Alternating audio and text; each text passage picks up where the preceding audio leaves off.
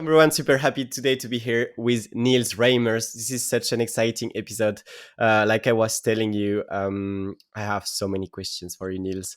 But first of all, how are you doing? I'm doing good. Great to be here.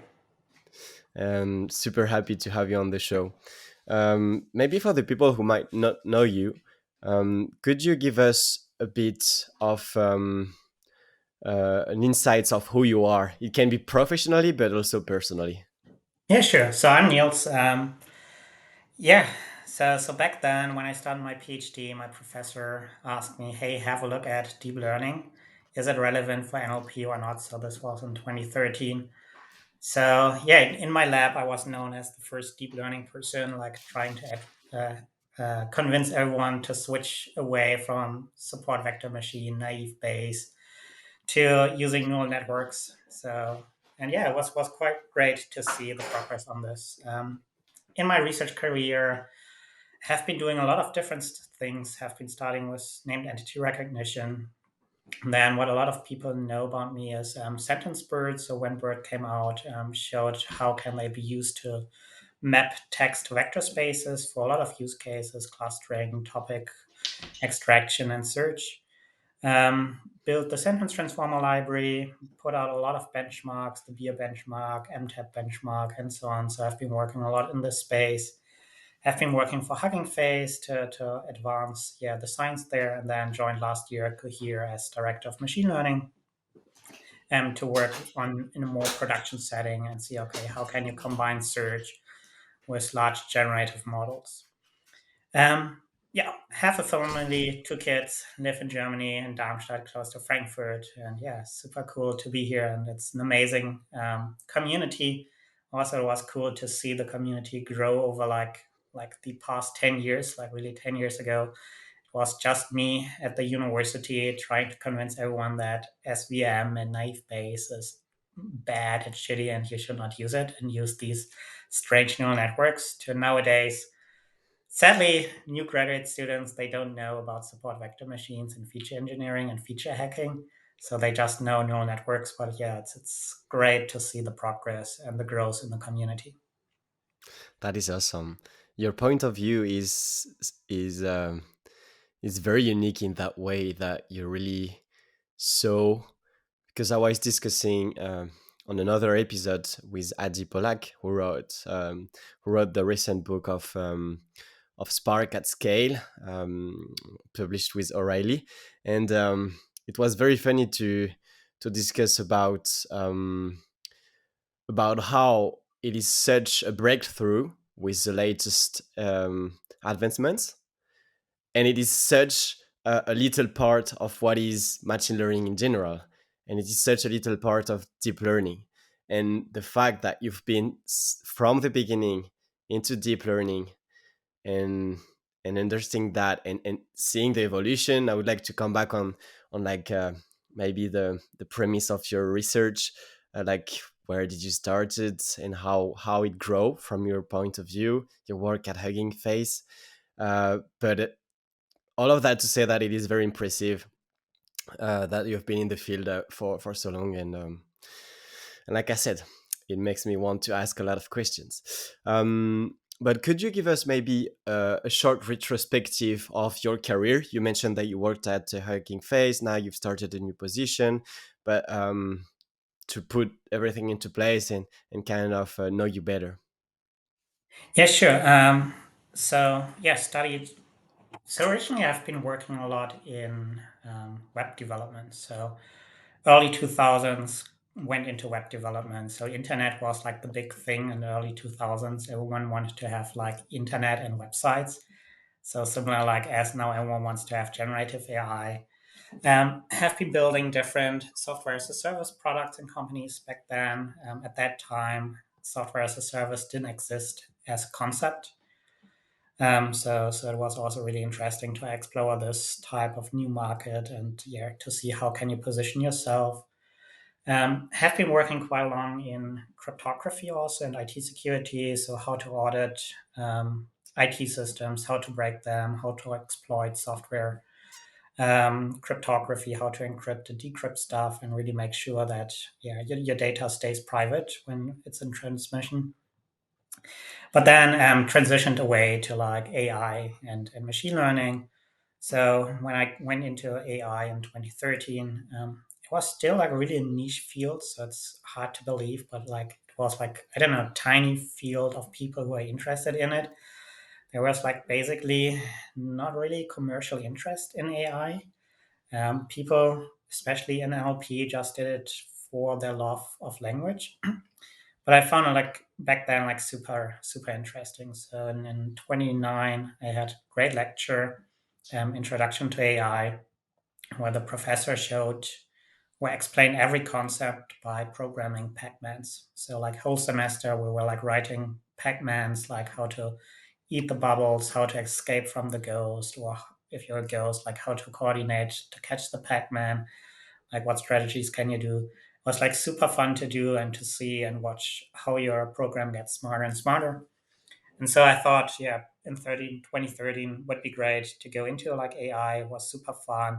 And if a computer has the capability to understand text, I thought it's super powerful because yeah, majority of our knowledge, human knowledge, is in form of like language.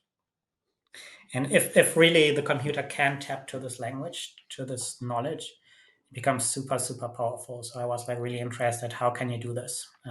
And nowadays, it's yeah, 10 years later, finally we see the potential for it. Where we say, okay, if you train a machine, a big model on basically all the human knowledge, everything that's ever written, it becomes really powerful.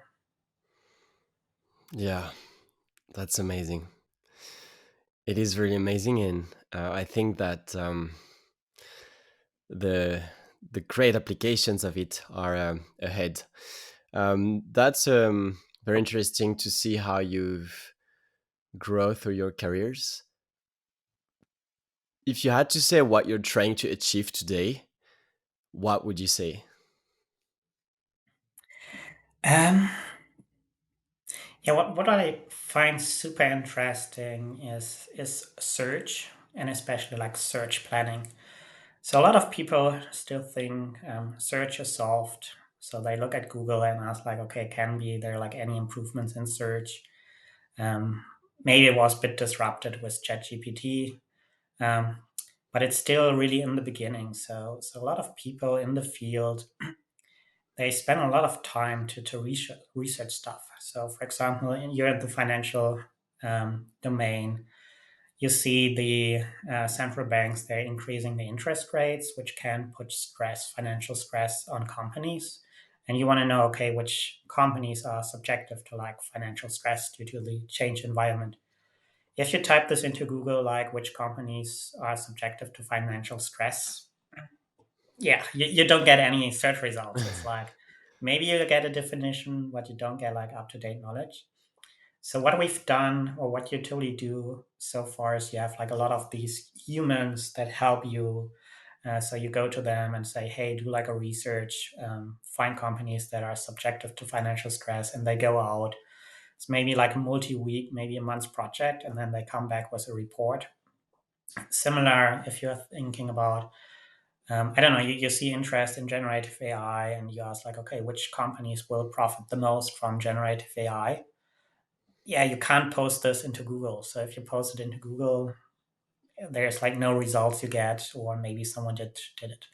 And I find like extremely fascinating how can you build these? Like, how can you post a question, have a model go out, access all available data, create follow-up questions, and then go down like different routes, explore different options, maybe backtrack if it's stuck in some point, to then give you like a written summary and said, okay, based on this research, this is what I think these companies are most subjective to financial stress due to increased interest rates, or these companies will profit the most from generative AI based on ABC.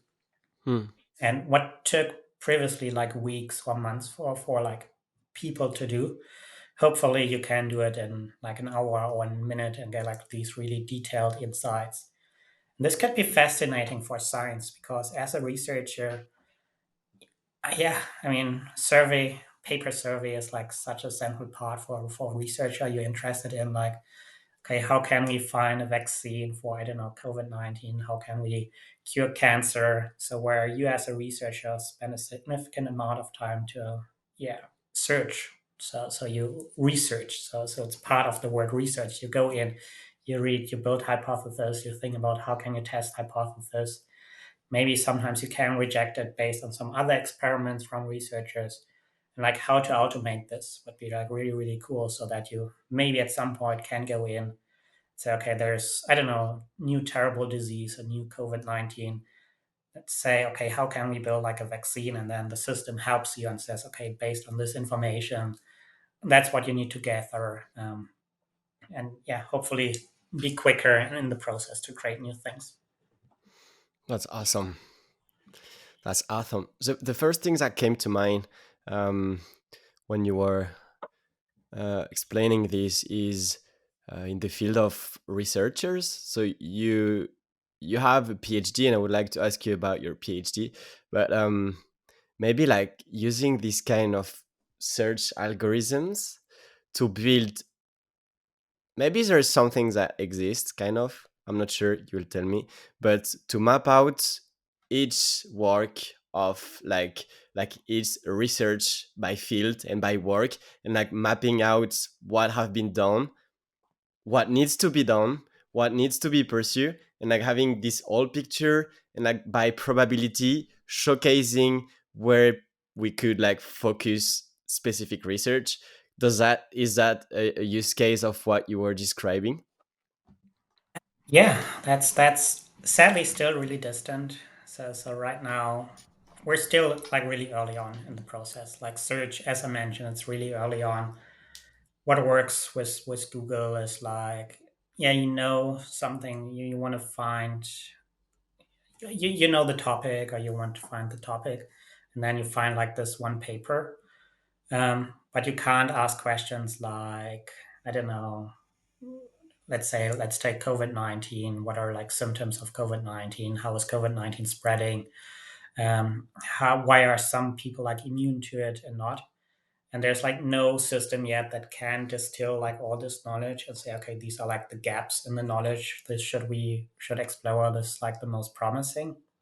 And so far this is just, yeah, restricted to like really knowledgeable researcher in the field. But Mm, yeah, every researcher in the field, they struggle as more and more papers are published. Like every day the number of papers increases. Also in AI, if you go to archive, there are like, I don't know, 100 papers a day.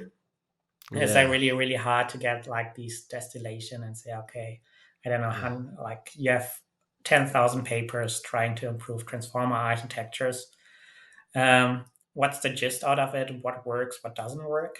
yeah. And typically, you need really experienced researchers as of now to get the gist out of it and say, okay, this is like these three papers out of 1,000 are promising, interesting, or here are trends that are like work well. Let's say on, I don't know, positional embeddings in transformers. It's still like a big dispute. Like, how do you encode the position, and do you need a position at all?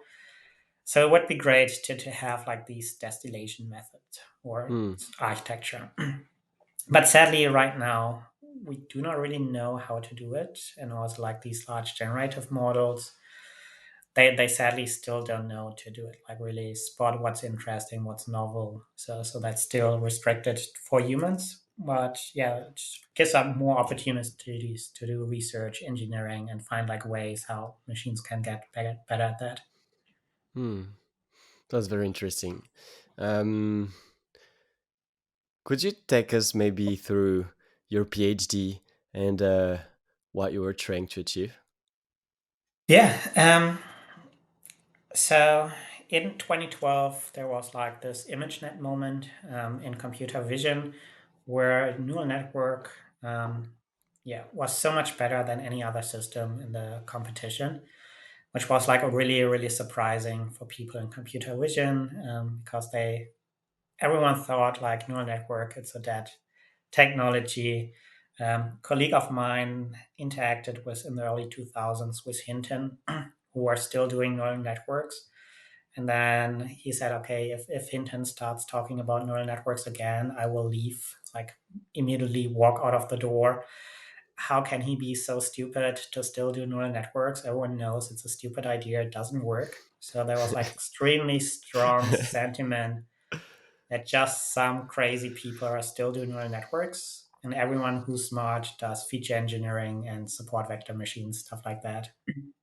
And that was like really surprising, this ImageNet results. It was like so much better than any systems, a lot easier than any other system.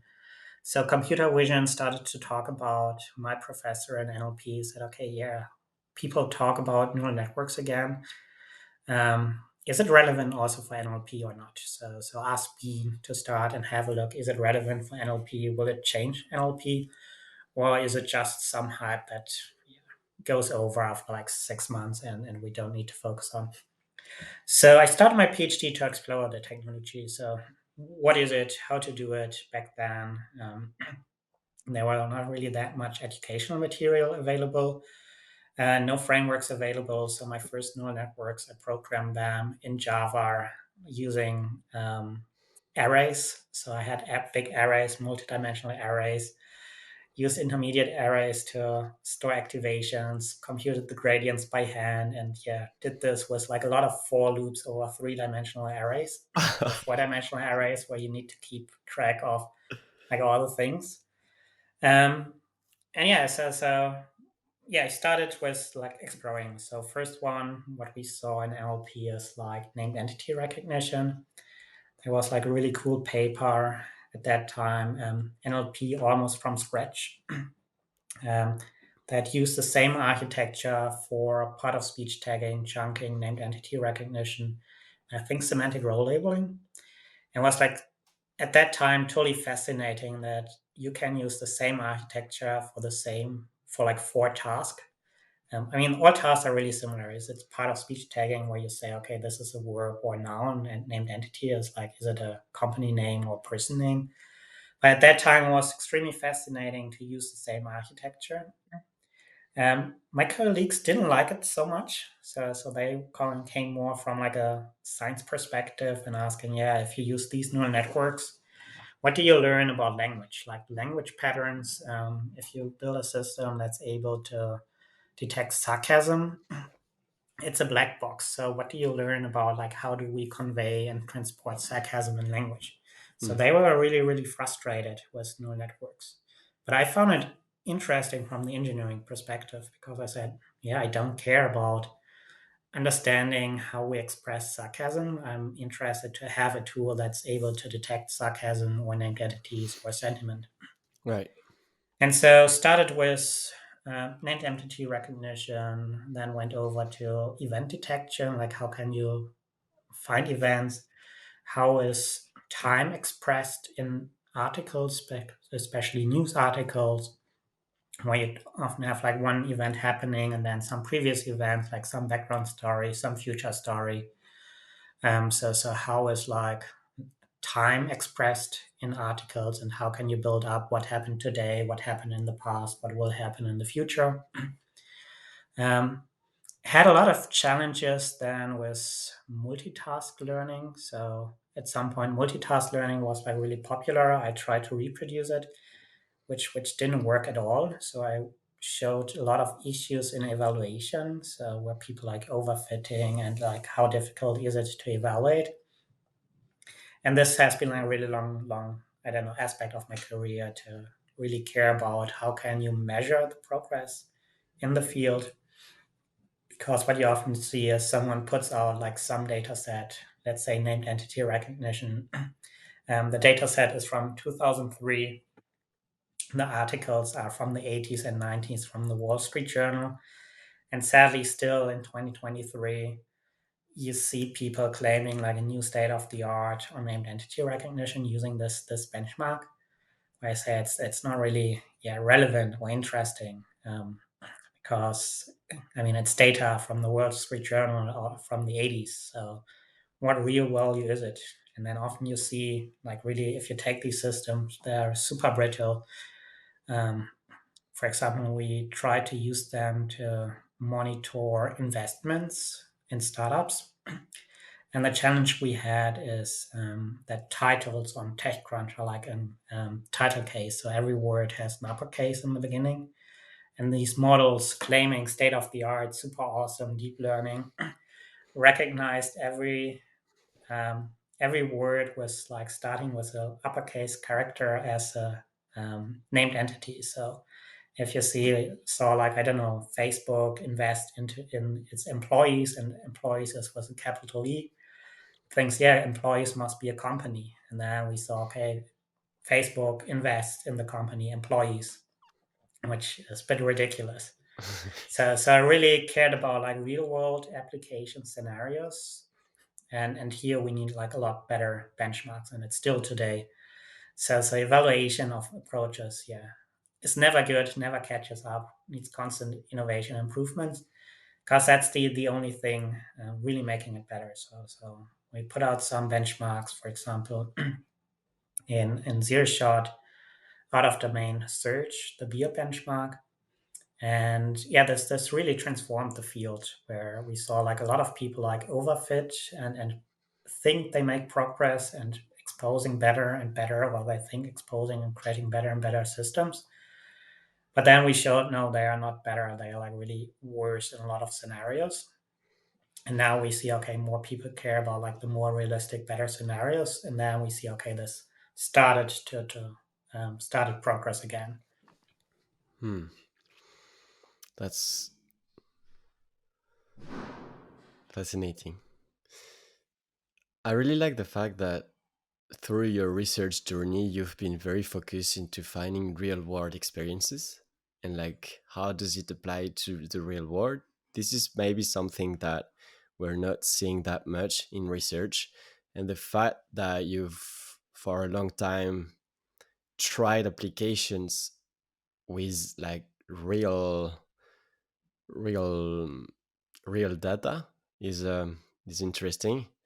Do you feel like today's people who are doing PhDs are doing more of this kind of approach, or do you think that is more something that you always find it interesting? Maybe it is related to the story where your colleagues wanted to understand the black box, but you wanted to have a model that can do something for you. Mhm. Yeah, it's still a challenge in academia. So as a PhD student, you have pressure to publish papers. So many PhD programs require that you need, I don't know, three, five, 10, whatever number of papers peer reviewed and accepted before you get your PhD. So there's like really high pressure also from funding agency. They look like, hey, how many papers did your research group publish? And then tell you, yeah, you go the easier route. So a really simple route, which works in our field. So you take some benchmark, can be whatever is popular. So Whispered was the glue benchmark, and then sometimes super glue, and now Helm or whatever.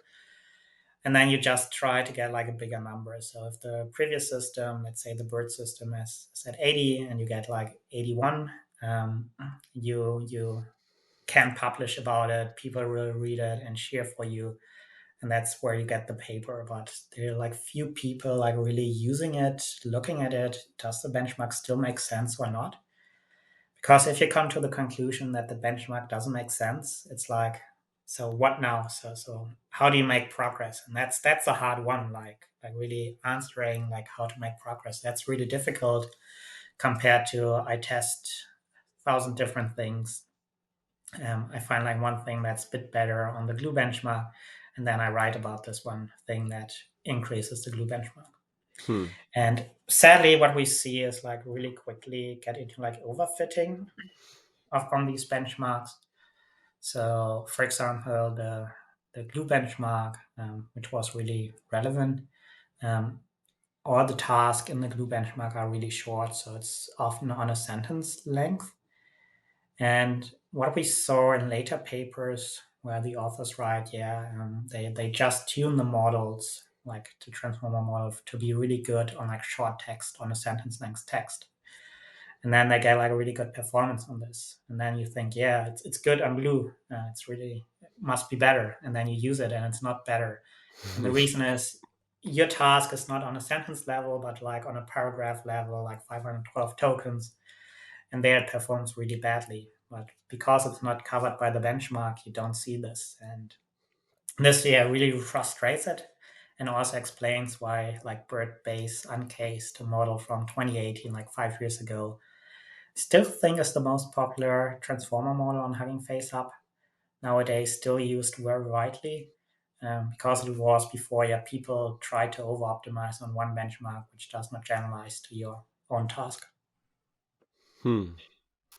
That's super interesting. It makes me think of different approaches to research. I would like to ask you about your current role at Cohere. Um, can you share about the mission of the company and the role you play into this mission? Yeah, sure. So at Cohere, we are training foundational models in NLP. There are like two foundational models. First is generative model, trained by my colleague Phil. Um, it's really similar to what we know in generative model. You give in a prompt, write me an essay about I don't know, French Revolution, speaking as a pirate, and then you get the essay out. What I'm responsible for is the foundation model for text understanding. So I'm not trying to produce new content, but understand text. One is search. So how can you find relevant information for your search? The other is like classification, given some text. How can you classify it into categories? And yeah, a really big focus is like combination of both. So if you ask a generative model, um, what did I discuss with my customer in the, I don't know, this year? What were the main concerns customers had on our product? How can we improve our pricing transparency with customers? Standard out of the box ChatGPT model. It doesn't know. Maybe it hallucinates something, but it can't like really act on your data. So, and here's the power of like the combination where on the one side you need search when I ask like, okay, what do our customers say about our pricing strategy? And you want to go into like all the CRM data you have, find the relevant information, and then aggregate this information and then use it with like the generate model plus. And then you can ask like, okay, how could we make it more transparent where the generate model knows, okay, these are the pain points customers have. Okay, here are like 5 ideas you could do to remove these pain points. Hmm. And yeah, big focus of Cohere is like really enterprise deployments. So OpenAI, they target yeah, individual developers and yeah, consumers like students. At Cohere, we're focusing a lot on like enterprise deployments. So recently announced big cooperation with Oracle, um, where you have special requirements. So one is like, for example, data privacy. So how can data be protected, that it's not leaked? Um, Quality assurance is also one. So if you deploy this model in some startup, a generative model in some startup, there's like low risk. But if you're like a major company, let's say, I don't know, you're Johnson and Johnson or JP Morgan or some car manufacturer, Toyota, and you deploy a generative model and then the model goes into like rampage, I don't know, giving like either hateful responses, bias responses, or wrong responses. So I don't know, a pharma company like Pfizer, and you ask chatbot, hey, if I'm pregnant and I use this medication, and the chatbot says, yeah, go ahead, take the medication, it's safe, and it's not safe, you're in major trouble, and then the company is also in major trouble. So a lot of questions we're dealing with customers look like quality assurance. So if you ask with a chatbot with a pharma company, like which questions can the chatbot, for example, answer, which can should they refrain, and how do you monitor? So if you see, okay, you spot a problem, how can you evaluate this? Either by filtering, where the bot says, sorry, I refrain, I can't answer this, please go see a doctor and ask a doctor on this. Um, or how can you update like the model to really, yeah, be suitable for the specific deployment? Hmm. That's super interesting. And there is also the question of like, does the bot needs to say hard stop, or does it need to explain why it's stopping, and the next procedure, and the process to follow. That's super interesting. And because you apply these models in enterprise, I would like to ask you about vector databases. Um, we've seen a lot of evolution on vector databases with new startups, new companies growing from this. What is your point of view on the possibilities of vector databases, and do you use it when working with clients yourself? Yeah, yes, super cool to see the evolution of vector databases. um, so when I started to work on vectors, there was just the face library. Um, but then, like, yeah, they saw the potential of this to deploy it, and it's really nice. And yeah, vectors in general, it's a really good representation for to convey meaning for computers. So computers itself, like the written text, the bytes, the characters, has not so much meaning. Um, so if you take like the word hotel and motel, it's like really hard to see how are these two words connected. Sometimes it's like iPhone and Apple, like how are these connected? And just from the characters, like impossible to have the meaning. And here, dense vectors are like really good way to store the meaning and enable the computer to reason about your data. So instead of just storing like, okay, I don't know, different products in e-commerce, I don't know, Apple and iPhone, you also store what's the meaning to allow like yeah, reasoning about um, yeah, about stuff. So I think it's a really powerful technology at hand. Hmm. And what to your from your perspective, there is something that I don't really understand about companies. For example, I don't know, I will just say a random name top of mind, like Pycon, or like all these companies that give this service of vectorized database. I don't understand the like from my perspective, it is um whatever form of database. I don't know, like a relational database, and I have tables, and one column is a vector, and I can use an algorithm that go through this column, and using a cosine similarity, for example, I could do matches. So this is one way, but those companies, is this what they're doing, or do they optimize things for vectors? And do you have visibility on this, and to show me the way? Yeah, sure. Um, so yeah, going row by row, this works up to like a certain number of rows. So Yeah. in search, let's say you have like all Wikipedia. Every Wikipedia article is a vector. The more articles you have, the longer it takes if you go row by row. So what they do is like optimize it. So really make it sure that you can search over like millions, billions of these vectors within milliseconds. And what they do is like find ways. So they take the vector space, and then there are like different algorithms so that you can match like really quickly, where you say, okay, you have a search query, you ask like, I don't know, what's the capital of the United States, you encode this in the vector space, and then they have algorithms to really quickly within milliseconds to say, okay, these are the top closest vectors on Wikipedia, document vectors on Wikipedia, and then to give you these results. And building these index, this is quite different. So far in databases, we know all, yeah, you should use an index to do a lookup. So if you have a user table and you want to check, is there like an email address in this user table? You don't want to go like row by row and compare it. You want to have like an index. And all these indices in existing databases, they are like exact match typically. So say, okay, this is the one email address. is there like a user with this email address, or here I have like, I don't know, some ID, which rows matches these IDs, like user ID. But embeddings, it's always these fuzzies, like you say, okay, that's my query embedding. These are my document embeddings, which are close, which areas are really dense.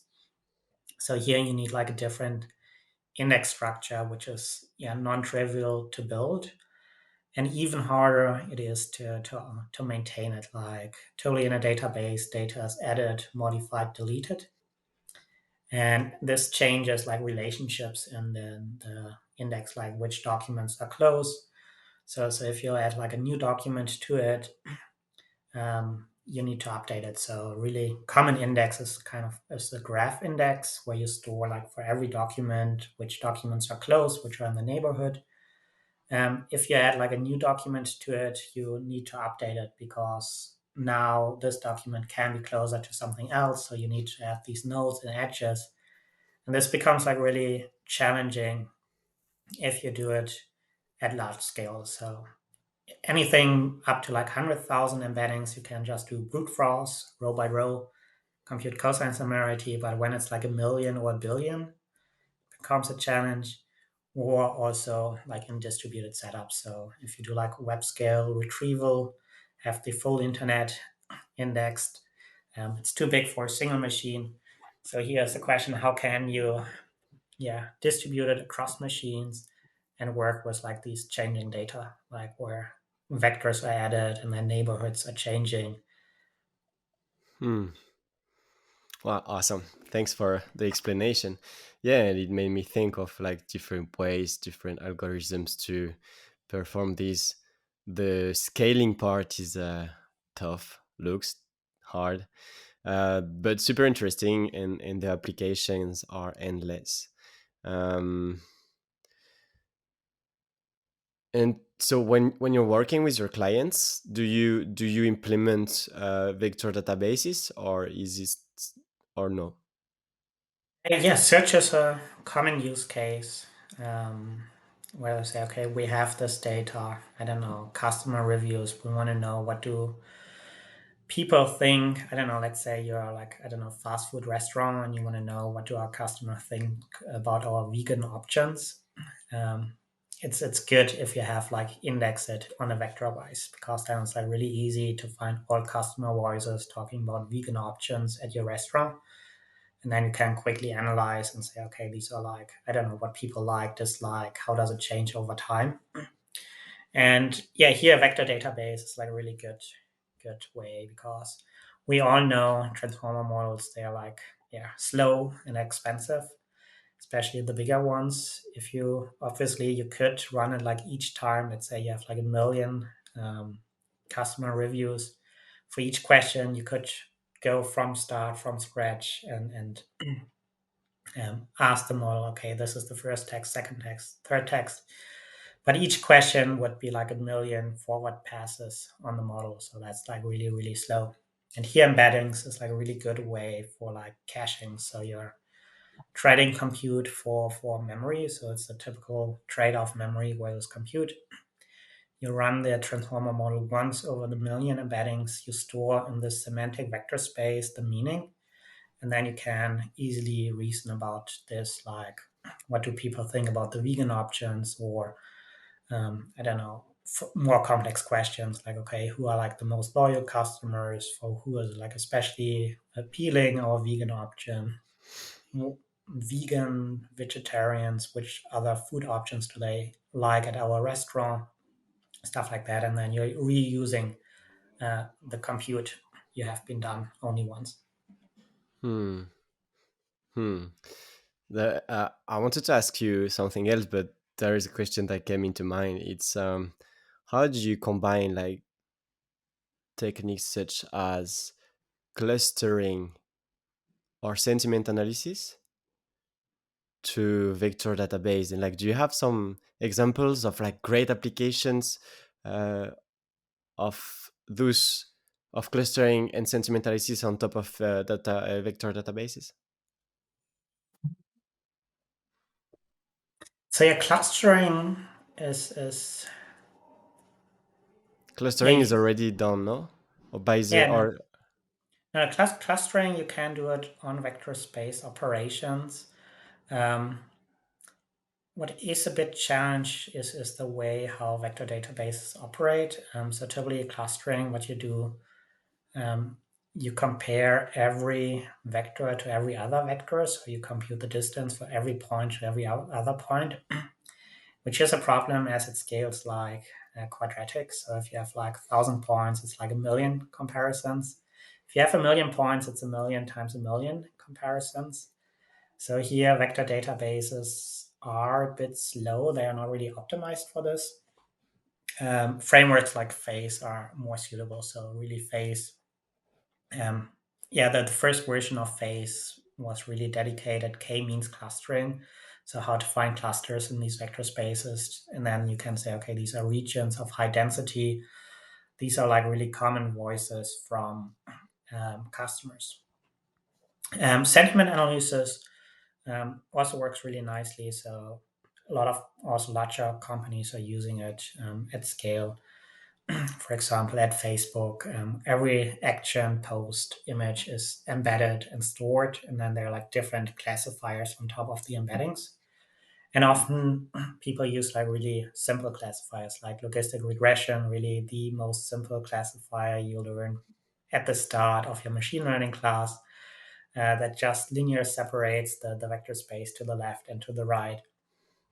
And because these vector spaces, they encode so much meaning in it, it's really easy and really powerful because it's already in the embedding, and then the classifier just needs to see, okay, which dimensions encode like the sentiment. And what can we capture from this logistic regression that separates the vector? Like, what is the next step after it? Um, yeah, sometimes um, it's narrows down to like how does the vector space look like. So if we take like sentiment, in search, for example, sentiment is not really relevant. So if I search like, I don't know, iPhone 14 review, I want to find like positive and negative reviews on the iPhone. Hence, positive and negative reviews of the iPhone are really close in the vector space. Um, but this then becomes like challenging for clustering, where I want to like totally like, I don't know, cluster things that are positive away from things that are negative on the product, or also like classification. So if you run it on it and it's like a really messy vector space where there's like not a clear dimension to separate on sentiment, the simple classifier, logistic regression classifier, can't do it. What you could do is like train a more complex classifier on top of it.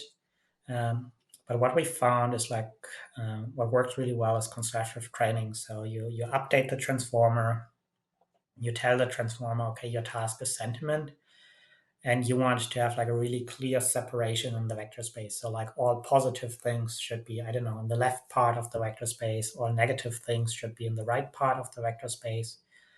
And then these transformer models, they're really, really strong and powerful just from a few examples. So you present like 5 examples, and then it says, yeah, okay, I need to generalize on like sentiment, and gives you like a really clear vector space where everything that's positive is on the left, everything neutral maybe in the center, everything negative on the right. And then you can still again learn like this simple logistic regression classifier, say, okay, here's the separation. And then the challenge there is just like the boundary, like if someone says something like, yeah, the film was not great but also not terrible, is it Yeah, positive, is it negative, where do you put it, do you put it into neutral, yeah, or is someone, yeah, it was kind of okay, the film, is this already positive or not? So this like these boundaries like really hard. But these vector approaches, they, it's nice because they give you like the distance to the decision boundaries. So if someone says, yeah, this film was kind of okay, you see, okay, it's really close to the decision boundary, so it's not really confident, the model. Um, if instead someone says, "Oh, best film I've ever seen. I totally love it. You have to see it." It's like really distant, like really deep in the positive area of the vector space. and then you yeah can rank them, and that's like really nice for like a lot of QA moderation tools. Let's say like hate speech is like really, I don't know, can also be like really hard to detect hate speech. So typically content moderators, they want first review and spot the most clear cases of hate speech where it's like really, really clear you don't want this on the platform. And then you can rank it and say, okay, at some point it becomes like really fuzzy and hard to say, okay, should you block it or not on the platform. Mm, mm, yes. Why is that super interesting? Uh, Thanks for sharing. Um, so I think before I ask you the little questions that I always do at the end of the episode, which are like how can people connect with you, know more things about you, your company, and also if you have a little message for the Let's Talk AI community. We didn't really talk about Hugging Face. Could you share a bit about your work there and like the challenges and what you've learned? Yes, so at HuggingFace, I was part of the science team. Was really great. So the science team is doing really fundamental work, really similar to academia in like an open way, sharing. One initiative I've been working with is the Big Science Project, where the Blue model came from, where we tried to find, okay, can we use retrieval to improve the generative model? Where we mostly struggled with evaluations. So how can we evaluate if we're adding search to the model, is the generated output better or not? So Hmm. that's was the big struggle. And the other big project I've been doing there is how can you use these or train these embedding models without labeled data? So totally embedding models, you train them with a lot of labeled data, like millions, billions of training pairs to say, okay, that's, for example, for search, this was a search query, this is the relevant answer. Um, but what do you do if you don't have this data? Because it's still the most common question. So what do I do if I don't have like these hand labeled data? And so yeah, we worked on a lot of projects to improve it, to really see how well does it work, which approaches work well across domains and so on. Hmm. That's fascinating. Well, thanks a lot, Niels. Thanks a lot for like answering all these amazing questions. Maybe just out of curiosity, what is your how do you feel about open source against working with companies? Uh, yeah, I mean, open source is great. I mean, every developer uses open source. I think if you can't use open source, it's like really, really tough. So, like PyTorch, Hugging Face Transformers, all amazing open source projects, really critical in the ecosystem. Sadly, sometimes appreciation for open source is a bit tough. So, you have like these massive, big, multi-billion dollar companies heavily relying on open source projects. And then, yeah, sadly not contributing either like financially or like resource wise, um, which is then really hard for the open source maintainers. So you see, okay, it has a lot of traction. I don't know, big companies use it as part of their tech stack, but then maybe they do like a one-time donation of $100, which is then a bit hard for the open source maintainer, to live from, to pay your rent and to buy food for your family. So I think, yeah, finding business models, sustainable business models around open source is an interesting thing. It's a challenge.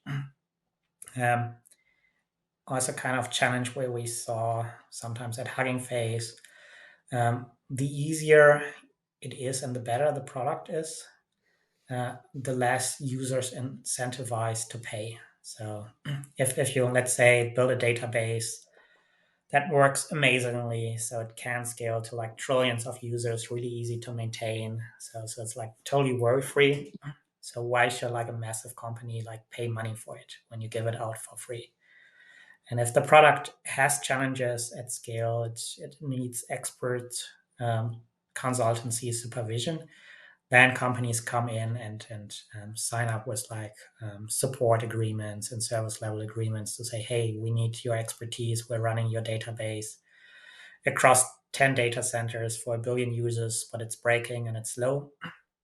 So now please help us to get it fixed. And then they're willing to pay. But if you have like this perfect model, this perfect product that doesn't need like any maintenance and service, there's sadly a lot of users are not incentivized to pay, which is sad. So there are like some misincentives, um, how to design it, and then it can sometimes be like a constant fight, like people developing this open source and then people in the business department and company strategy. So yeah, it's an interesting field. Hmm. I feel the same way. The open source community is very, very impressive. Well, thanks a lot, Nils, for your time. The little three question at the end. Would you have some words for the people who are starting in the industry, interested in deep learning, machine learning? Like, what should they, where should they go? What should they read? Do you have some words about that? Some guidance? Yeah, sure. Yeah, I always found it helpful to use your own technology and build with it and yeah, try to break it. So like all the stuff I've built, in many cases I've been the most active user and consumer of it, especially like in frameworks.